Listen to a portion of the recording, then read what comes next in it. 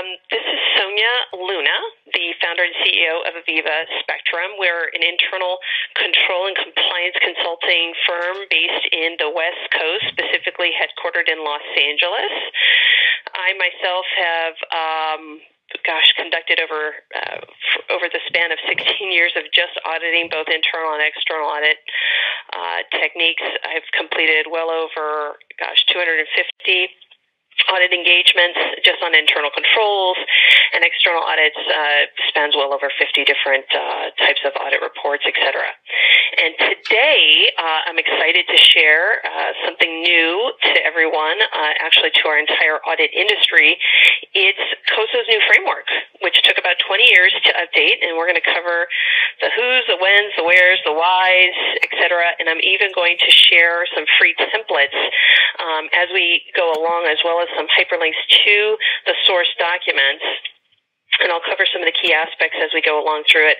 And at the end of the session, we'll have a wonderful Q&A just to see if folks have any specific questions to the presentation or the framework itself. So the agenda today, as I alluded in my intro, is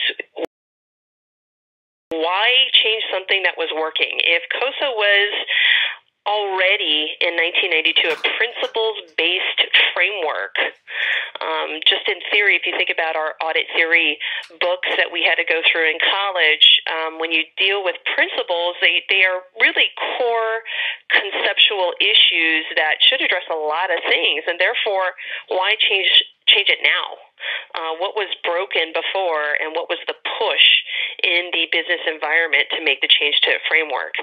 Then the other is, what's actually changing and what's not? I mean, I'm going to cover straight from COSO's own presentation when they created a press release about the change. They had a summary slide that kind of covered those, and I'm going to cover more specific aspects of what has and what will not change. And then ERM and what are the risks? I really, when I dove into the materials of COSO's, I'll call it the bundled package of their new framework. It's a 3-volume set, and there's an extra set that you can buy separately.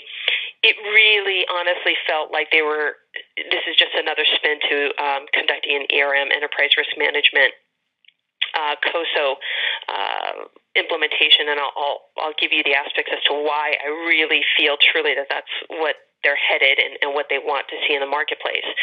And then what changes are going to impact SOX 404? I'm even going to cover some of the key deliverables that I think it's really going to impact the marketplace to see what specific 404 documents are going to be impacted by both the external auditors as well as management, not to mention some of the audit committee responsibilities have increased big time given this framework change. And then implementation next step. So we've conducted initial interviews with folks, and we're going to call out a couple of essential lead time analysis. In other words, if you're going to be adopting this framework in 2014, which a lot of you responded, yes, you are going to implement in 2014, well, what would the lead time, what would I give myself taking on a project like this if I'm adopting a new framework and coming up with a position paper as to some of my own changes and what I would do differently?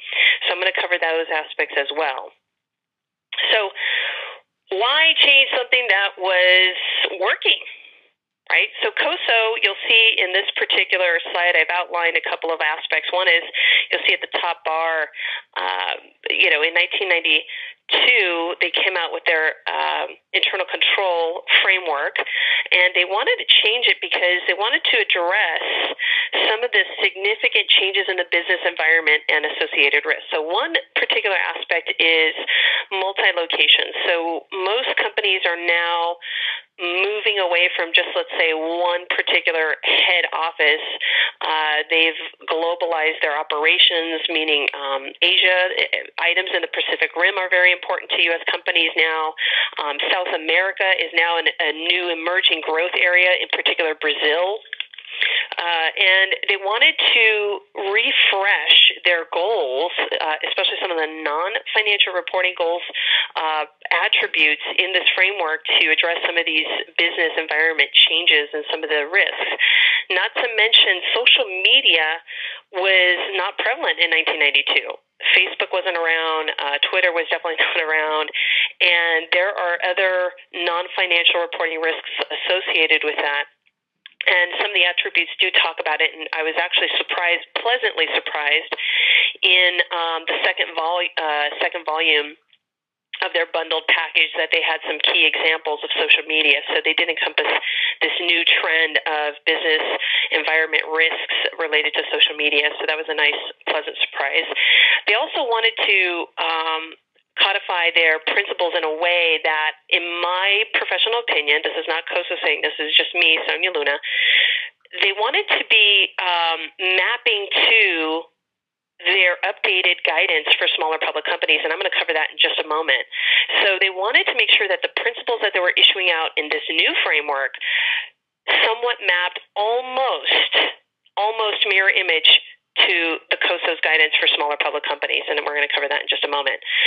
And they wanted to increase the focus on operations, compliance not so much, but non-financial reporting objectives. So you'll see I'll put a little blue spot here for the operations piece. There are over 50 pages in the second volume set talking about non-financial reporting objectives, how to set them, how to have goal-setting sessions. They have examples of key executives getting involved, et cetera.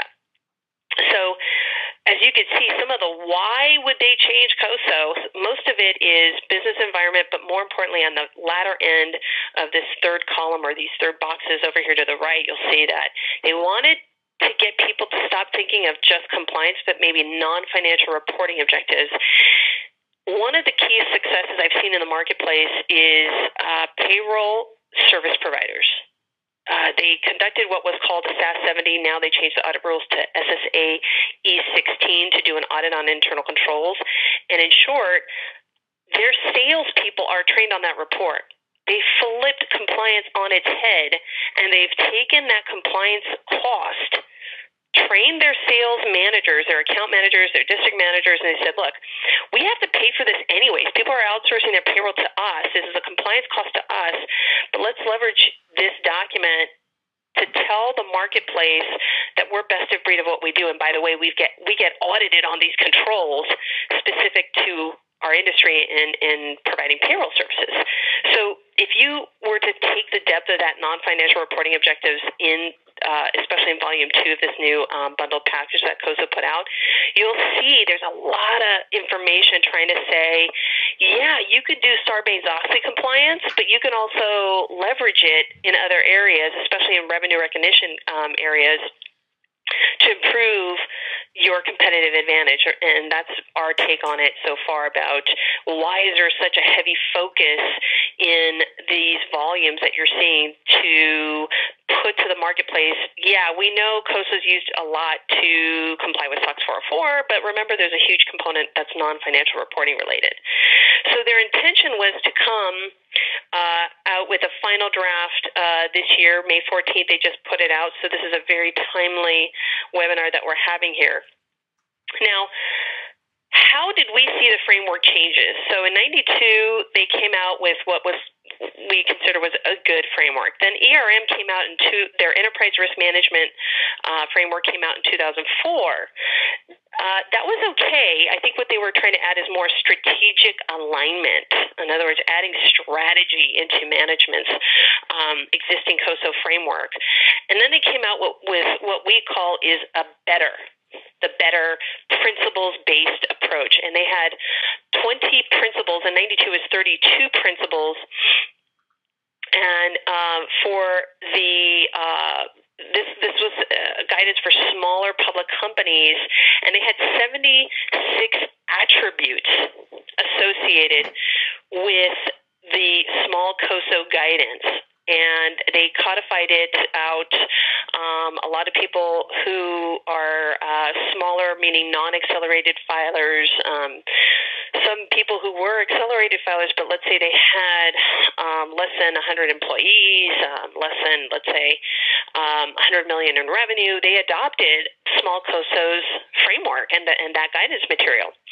So now, for those of you, as you know, I had a homework assignment for you to download the free executive summary of COSO's changes, they put it out for the marketplace to accept. Now, I'm going to put a polling question about how many principles do you think are in the updated 2013 framework? So I just opened the polling out. You have option A, 32 principles are in this new one, 21, or 17 principles are in this new framework. I'm only going to keep this polling up for a minute, and then I'm going to close it out.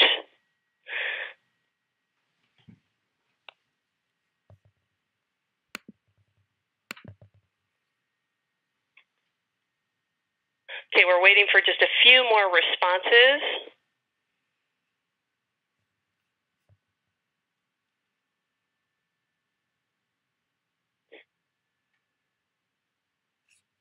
Excellent.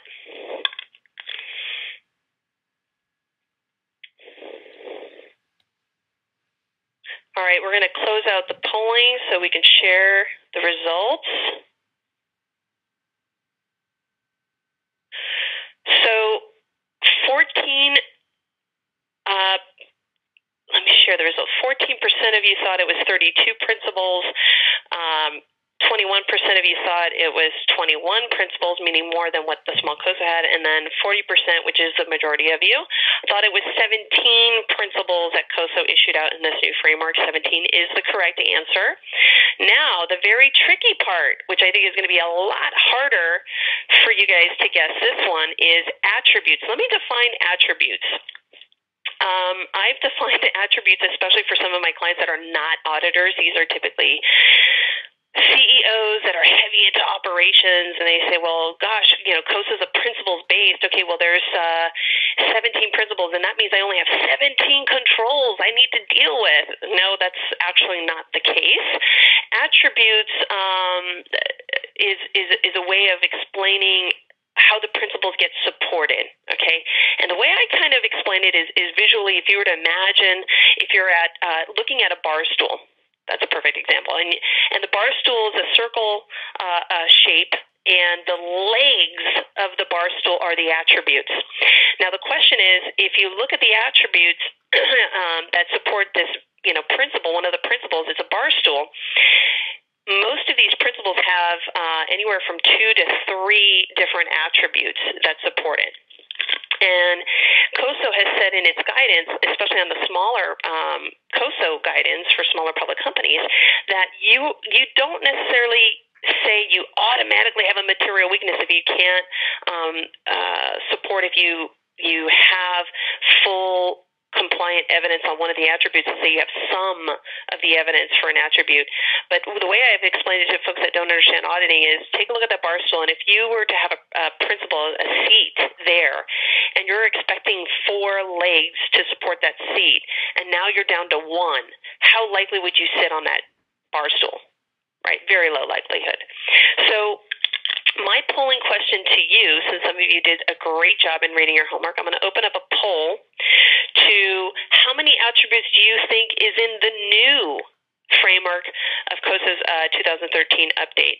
Now, we already know it's 17 principles, so how many attributes, how many legs to each stool do you think is there? Is it 70, 87, over 100, or cross my fingers, I hope it's under 50 attributes that I need to be worried about?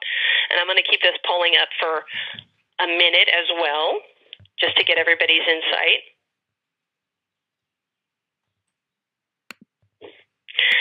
And we've got a couple of messages to me saying that the volume might be bad. To increase the volume, so I would encourage folks, I apologize, it's something technical that's out of my control at this point. And there is going to be a recording, and I think the volume issue will go away. You can take a look at the recording later. Okay, again, how many attributes are in the 2013 framework? Again, these are kind of the legs that support that bar stool. Is it A, 70, B, 87, C, over 100, D, cross my fingers, I hope it's under 50 attributes?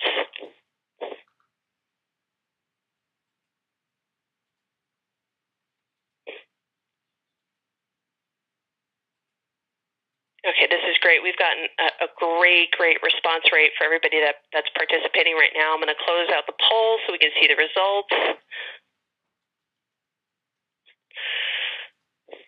So the results are 18% of you thought it was 70 attributes.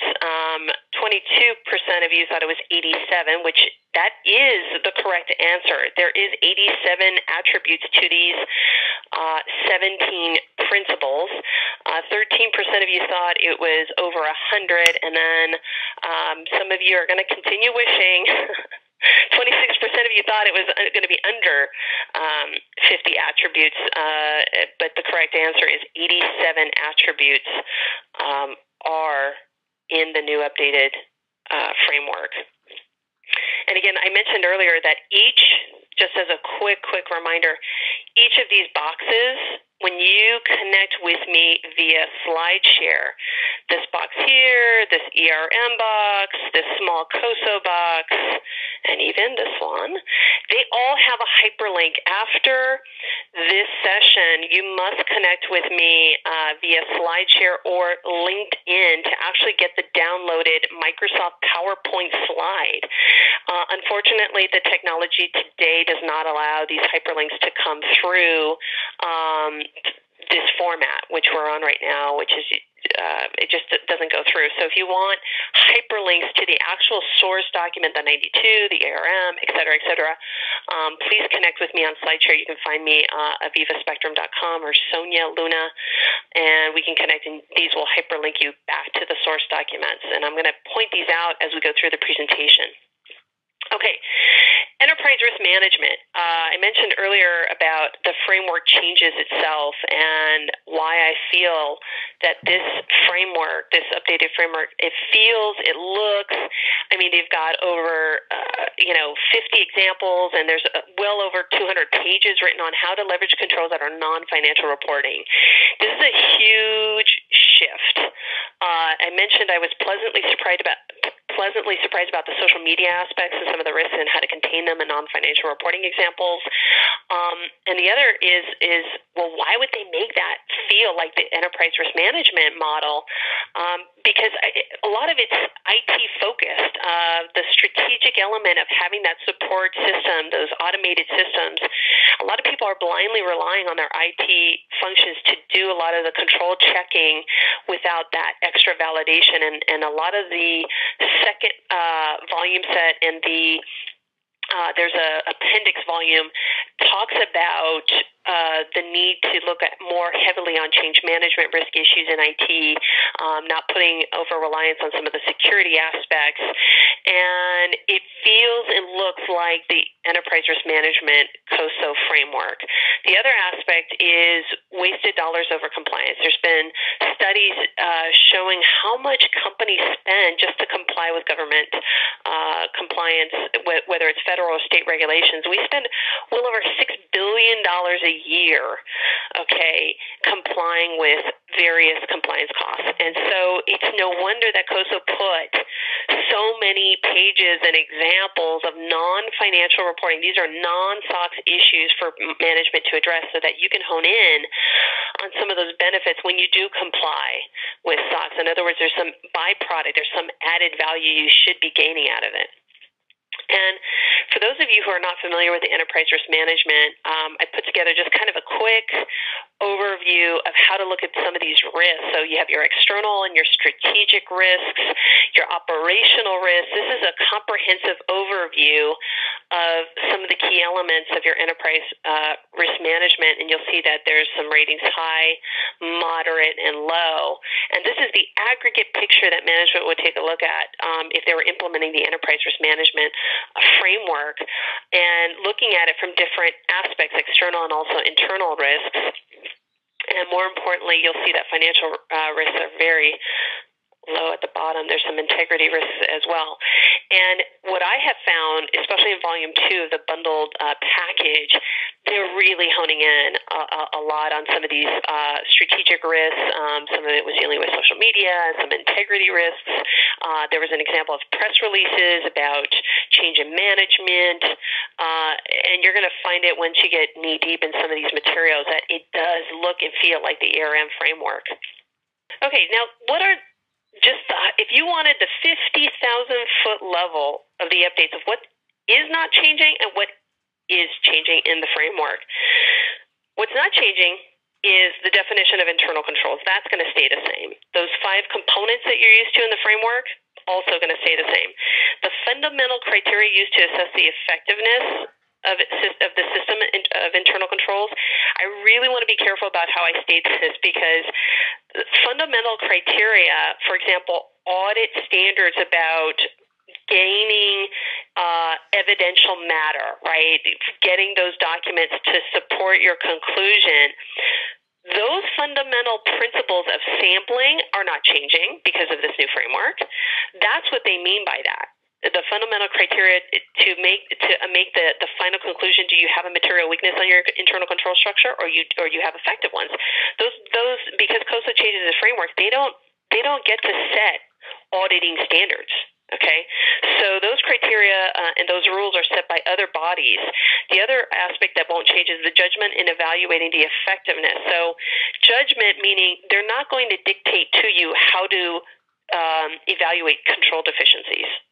Okay, that's up to management. You're going to have to use your own judgment, and it's going to be on a case-by-case basis. What is changing is, again, going into Volume 2 and some of the appendix items in Volume 3, they have updated some of the attribute language to address some of the current conditions in the business environment, as well as codifying the principles, like I stated earlier. To those 17 principles, you saw that there were 20 principles in the smaller COSO. I'm calling it small COSO.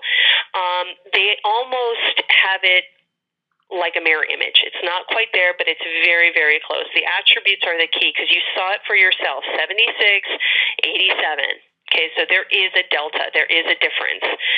They also wanted to expand some financial reporting objectives to include, non-financial reporting.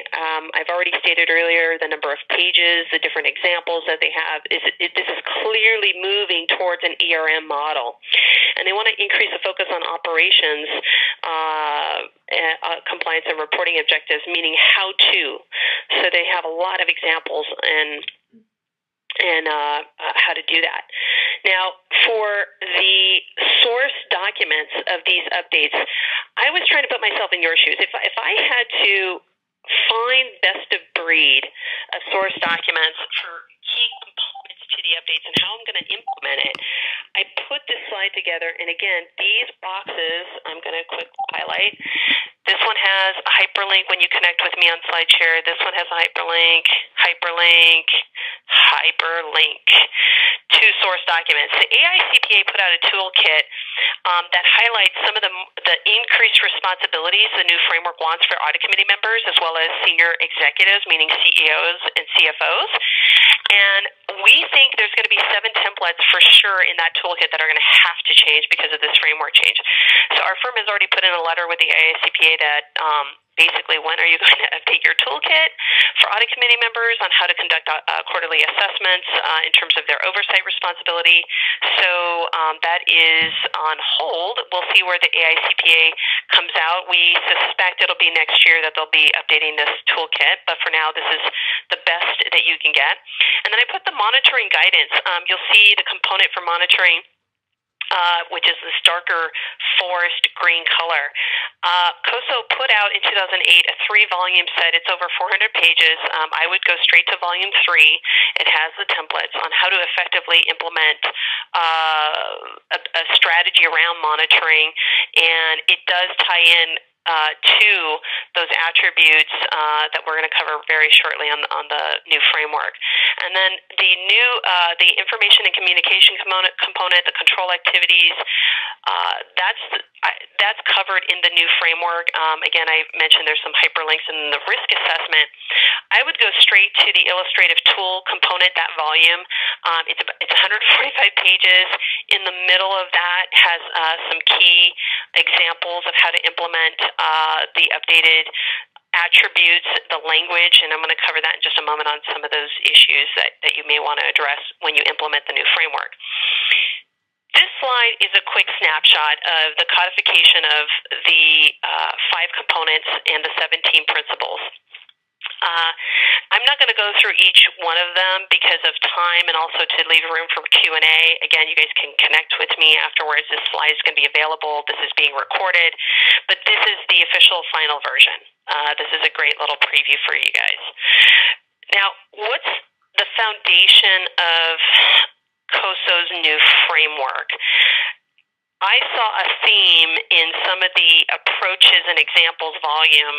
It's called the Compendium of Approaches and Examples for SOX. Okay, they put the language, it doesn't say SOX, but it says internal control over external financial reporting. There's a constant theme about monitoring and audit committee oversight, and here's another example of this, and oh, by the way, here's another monitoring aspect that the CEO can do. And what they're trying to do is identify and maximize effective monitoring and identify and improve on ineffective and inefficient monitoring techniques. And it's a big circle. It's a 4-step process in the monitoring guidance that you should be applying and then conducting its own separate risk assessment, by the way. And I go by an 80-20 rule, meaning if I'm going to really adopt and try to digest this new framework and take let's say the most effective approach, I don't want to say cut corners, but I want to optimize my time. I try to find as many automated monitoring controls versus manual controls, and there was a study that Ernst & Young had conducted 2 years ago, and it was a 3-to-1 rule. And what that means is for every automated control, the average spend in terms of time is 1 hour versus a manual control can go up to 3 hours. Sometimes there was another study done by Protiviti, it could be 4.5 hours for a manual control. So I actually put a conservative number here that if you're going to take the depths of this new framework and try to adopt a more effective approach, I would definitely come up with some basis of how am I going to adopt more automated monitoring controls versus manual controls. Here are some key implementation factors that I would consider if I was adopting the new framework. The first is looking at my organization, the design of my business. Do I have multi-locations? Do I have, is the company public? Is the company registered in different countries? You could be registered on the New York Stock Exchange, and you could also be in some other foreign exchange. I would also look at, have you adopted the ERM framework? And if you are, you'll see that there's a lot of alignment already with this updated framework, and I really believe you're more than halfway there. And then you're going to have to perform an updated risk assessment. There was a study done that by the Institute of Internal Auditors. One of the key findings from the chief audit executives is they lack documentation on how they conducted their risk assessments. It's all based on tribal knowledge. And I'm going to cover some of the key aspects of SOX documentation. So I would make sure that our risk assessments for implementing this new framework are in line with those change. There's some wording changes that the new framework has on how to do the risk assessments. And then determining overall risk appetite. There's a lack of documentation in the marketplace as to residual risk. It's been around for a number of years. And residual risk is you identify a risk in the planning stage, you cover it with a control activity, and it's operating effectively, you test it, thumbs up. Okay, well, what's left over? You still have some risk. Okay, risk does not get down to zero. So residual risk needs to be documented based on this updated framework. That's how we're interpreting Volume 3, and especially the volume, which is completely separate, by the way. There's a whole separate volume just on external financial reporting examples, and they're honing in on residual risk and then identifying risk responses, and then those risk results, and then you're monitoring implementation factors. This is going to be a huge project for somebody to figure out. When you look at those two attributes and this updated framework, are you going to align with the 2008 monitoring guidance?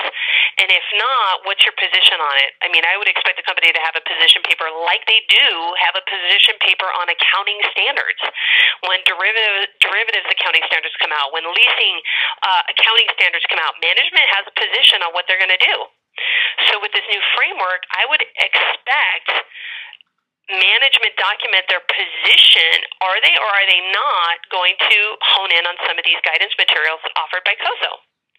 And monitoring is one key. And then I would there's got to be a key oversight and periodic review by management. I would say minimum on a quarterly basis. Now, what's going to change for SOX 404? That's been the number one question I've gotten, and I'm going to only cover the top 3 impact areas.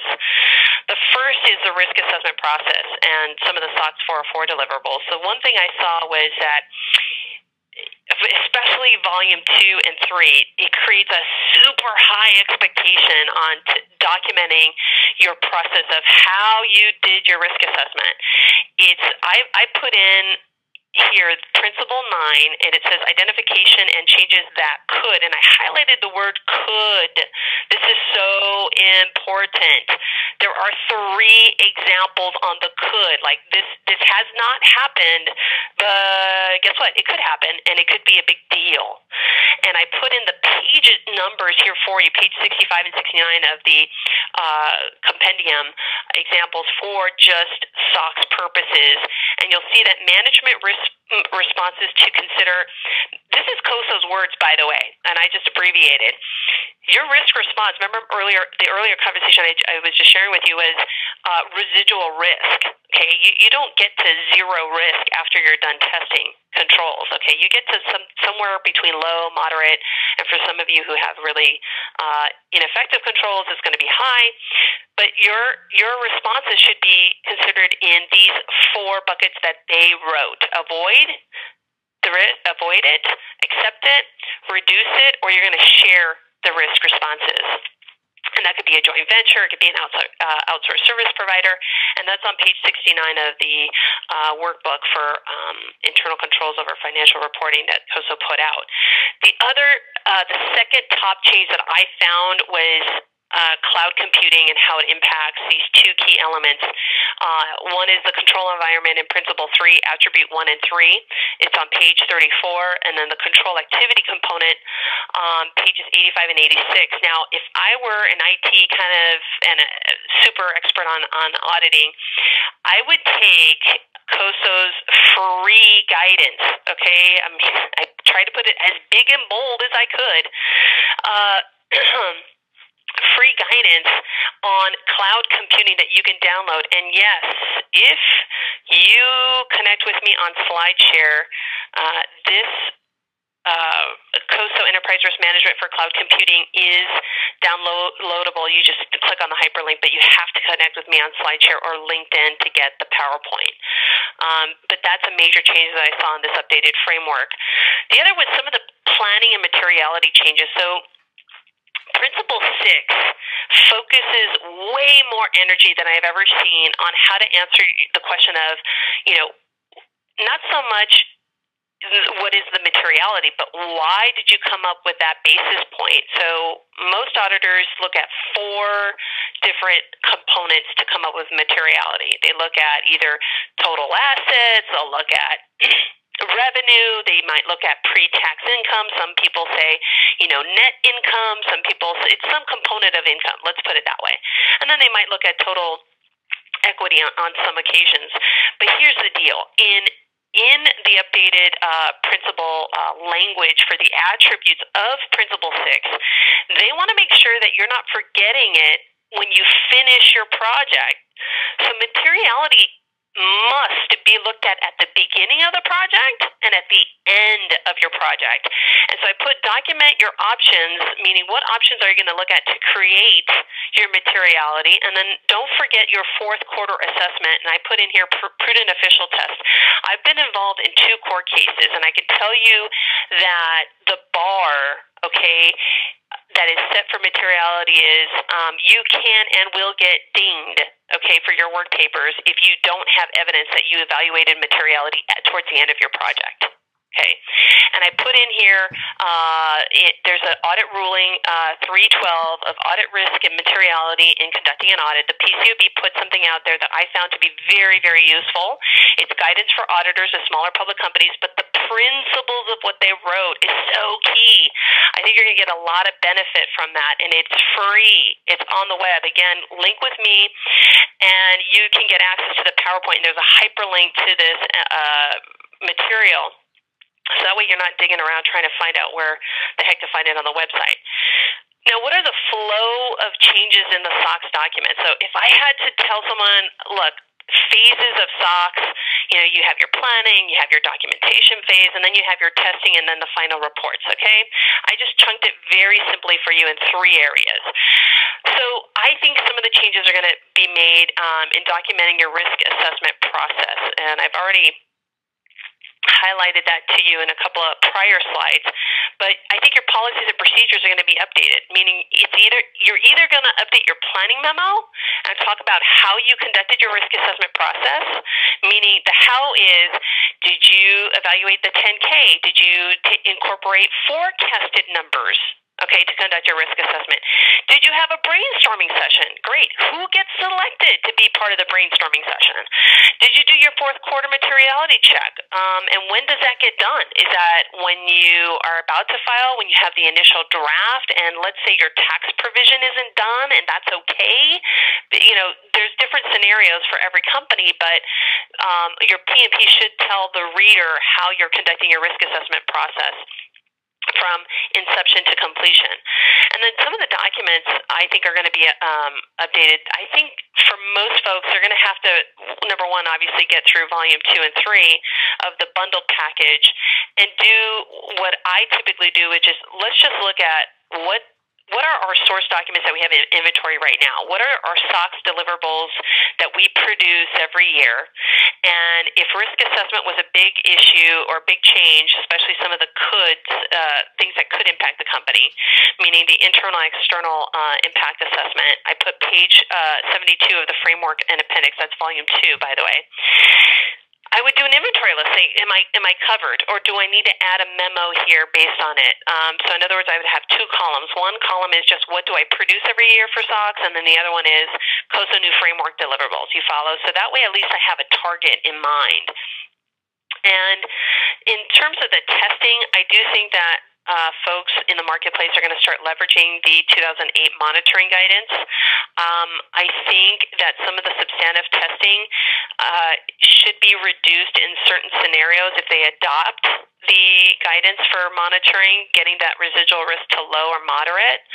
I do think that the quarterly audit committee meetings, in terms of the reporting process, they're going to have to be more involved. And also the internal audit role, there are at least 7 disclosures that should be documented via inquiry by the audit committee in the minutes. And I have here a free download. COSO put out guidance for board members, specifically audit committee members, on how to create effective meetings and address key issues. This was issued last year, and it's no surprise that this particular free guidance ties into a lot of the concepts dealing with the control environment component and the monitoring component. I can't tell you, it's freakishly close. So again, if you connect with me, you will get with the PowerPoint, you're going to get that hyperlink to that particular item. Now, COSO health check. Okay, if I wanted a full examination on those 5 components and I wanted to figure out how it's going to affect my company, we have an evaluation tool. It's an Excel document. It has the 87 attributes that I was talking about. We're going to put it on our website at www.avivaspectrum.com/blog. And what's included in the Excel document is an introduction. It covers the overall assessment. It's going to cover the components. There's about 167 rows of data because it's all it's going through all the key components that you're supposed to be looking at. The principles with the attributes, there's a separate tab in that Excel document. It's 386 rows of data. And then the 5th tab has how do you deal with deficiencies, but it's, again, at the high level of dealing with control deficiencies. So if you connect with me, you'll gain access to that Excel file. Here's what it looks like. This is actually straight from COSO, so it's just easier for folks out there who want to connect and get these Excel templates and start going with their initial evaluation. Now, what would I do if I were to do certain key steps? I would come up with a project plan. Like any other project, I would probably look at it from a comprehensive view. So you'll see I've created kind of a three-tiered approach. So I would look at the overall impact of the company. I would look at forecast. Am I going to do a lot of M&A transactions this year? And if I'm adopting the COSO framework next year, how material is that target company I'm about to buy to what I'm doing for COSO's implementation? So I would give myself a 2-month lead time from giving myself some time to read the materials, to look at forecasted numbers, as well as historical numbers of the company. Then I would look at the SOX as an aggregate project, okay? So now that I'm looking at the totality of the company, its maturity, its multi-locations, now I'm looking at the details of how do I implement SOX to begin with. And then I would dive into the financial and IT deliverables and the impact of the assessment. I would give myself about 3 or 4 months lead time. So as you can see, the time starts adding up. You've got 2 months, 3 months, and maybe 4 months dealing with the actual details of it. What we have done at Aviva Spectrum is we've created a compliance control analysis. It's a very intensive review of a company's internal control structure, and more specifically honing in on potential gaps in implementation of this new framework. What's happened in the past is you've already noticed I've given a lot of free information. And what ends up happening at these webinars, as well as when I travel to China, I've traveled to India to do training courses, is inevitably people say, well, can you just email me the stuff? Can you just email? Here's what happens. I email, and then I do a follow-up call and say, well, hey, did you look at the template I sent over, or do you have any questions? And inevitably, people just kind of say, oh, I haven't gotten around to it. Okay, so I feel like I put a lot of effort, and I've provided a lot of value, especially in these webinars. And I really want to hone in only on the people that are really, really serious about connecting with me. I'm people who know me professionally, especially locally here in the LA market.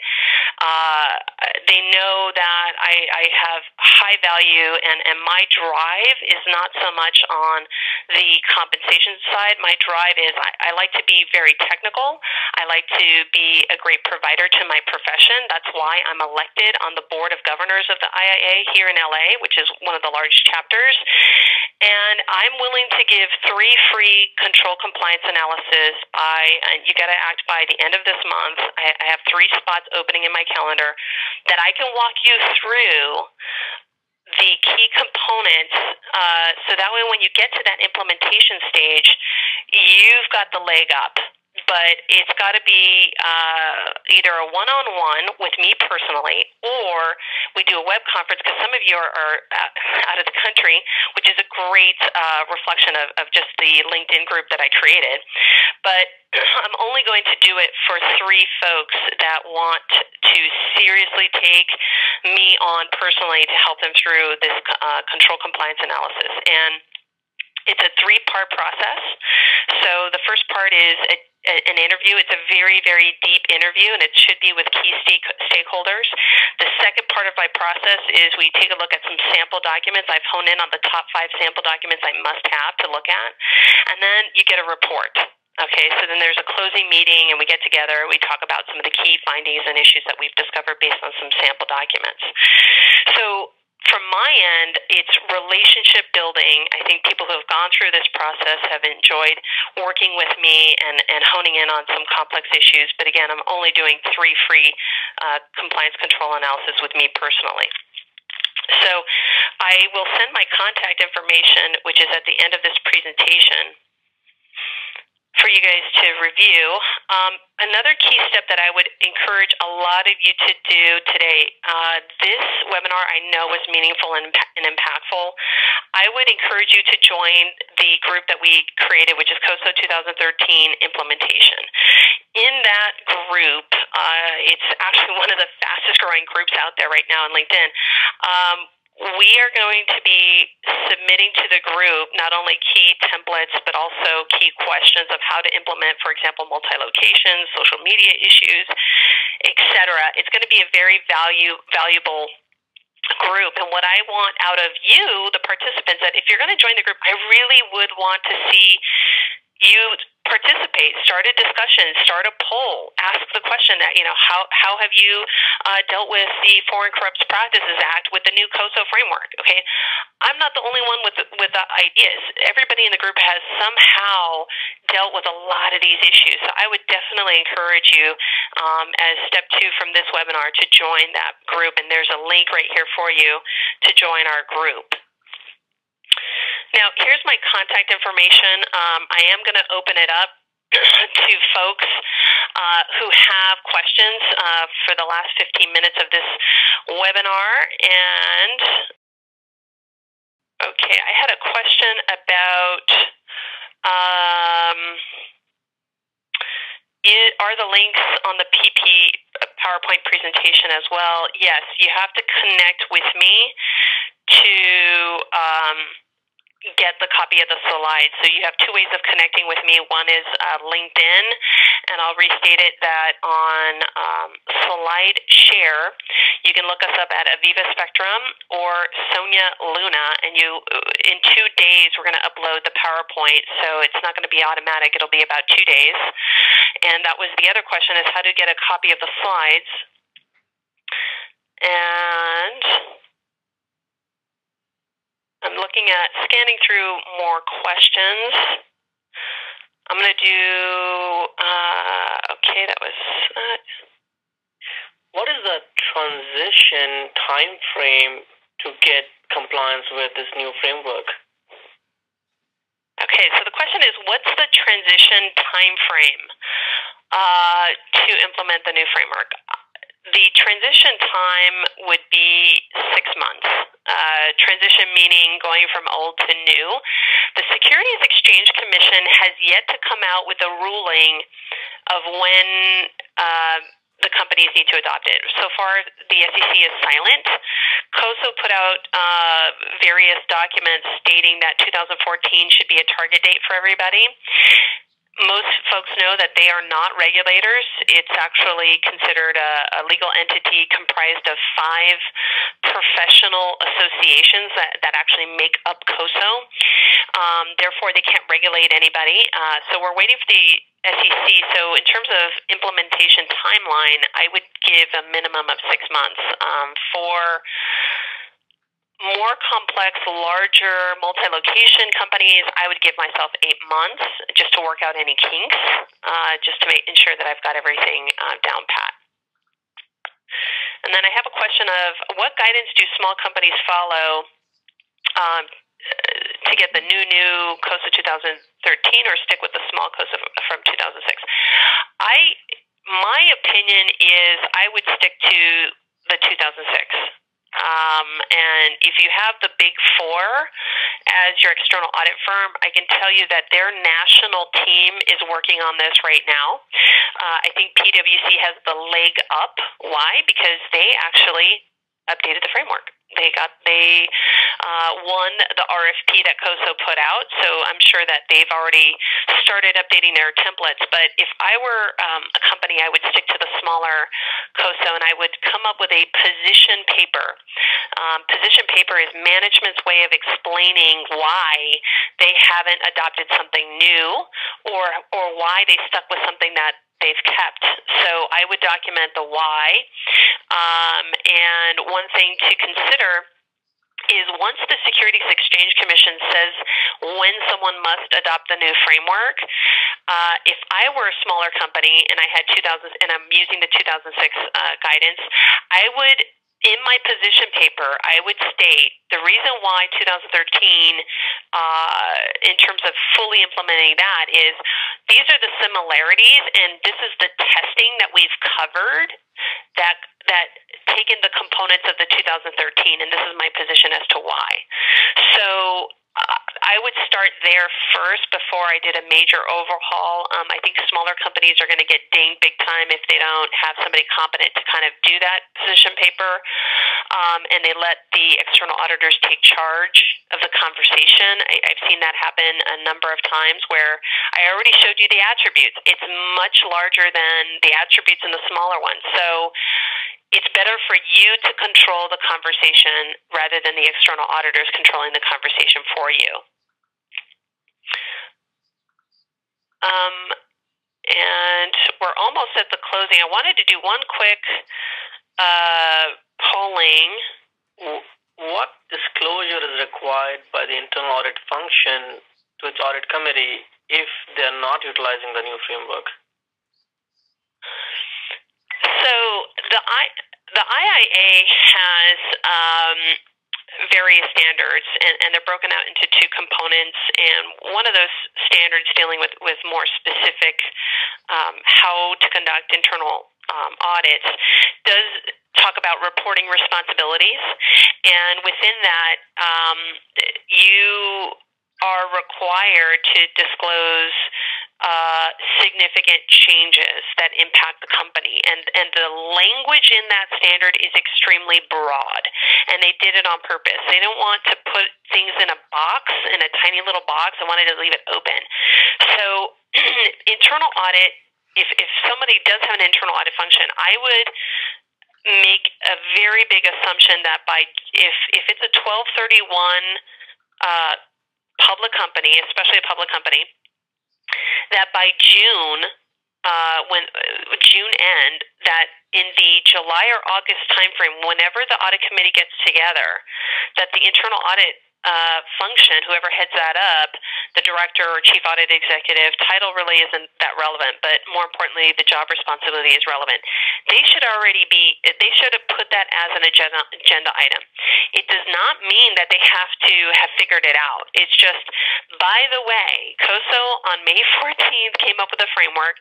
At a minimum, since those audit committee packages get submitted, usually it's 1 week, maybe 2 weeks in advance before the meeting, I would make an effort to put an attachment of the executive summary. In my PowerPoint, I have that link to that PDF, and that's a free download.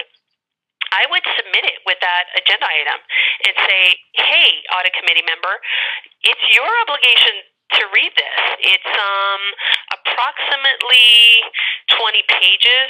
It's a super easy read, and there's no excuse why they can't read an executive summary of it. I'm actually looking at it right now. It's about 10 pages. So 10 pages shouldn't take an executive that long to read. So in terms of obligation, there's no set time set by the IAA when you need to tell them, but I'm telling you the standards specifically call out, is there any significant change? It's supposed to be done timely. And my interpretation is, if you're having quarterly board meetings, I would assume that your next quarterly board meeting, there's got to be an agenda item on this new framework.